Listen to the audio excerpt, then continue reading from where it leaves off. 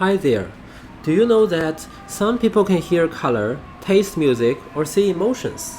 Wassily Kandinsky, the famous painter, can actually hear music with a splash of paint. So how does the brain work when we experience our senses?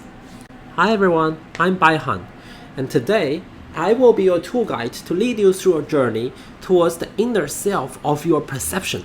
Let's press the right key to begin. First, let's meet the folks behind the science. Cognitive neuroscientists study the biological and psychological process behind cognition, basically how different parts of your brain work together to create a mental process. In this journey, we're going to focus on how brain regions work as a team in visual perception. Want to join us? Buckle up! So, what can we see from this data? We first see a bunch of colorful dots. They are the signals of different neurons we collect from the brain when the participant sees an image. The color indicates the brain region this very neuron belongs to. We see that we have ourselves quite a lot of data points because each neuron has seen more than one images for more than one times. Overwhelmed? Fear not. Let's dive right in. You can click on the visualization plot to activate the interactive sequence. So what are the themes at play when the brain sees an image? When we unfold it, we can see that different brain regions are activated in different levels when viewing images. For instance, the primary visual cortex, or the V1, is the most activated brain region, suggesting that it is the most functionally related region to vision.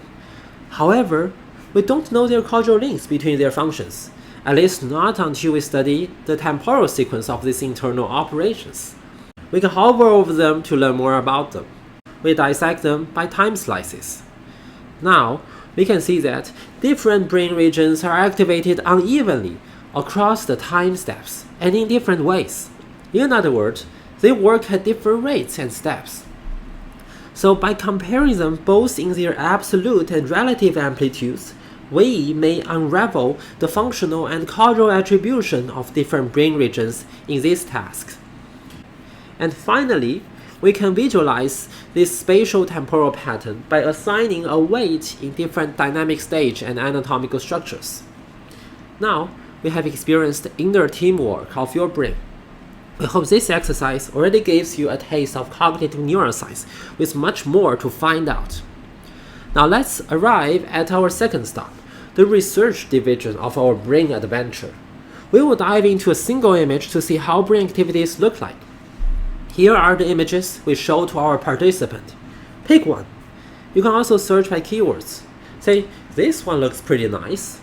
Now, we can see the neuronal activation patterns to this image highlighted from all others. We can also try another one. You see, different brain regions respond to different images differently.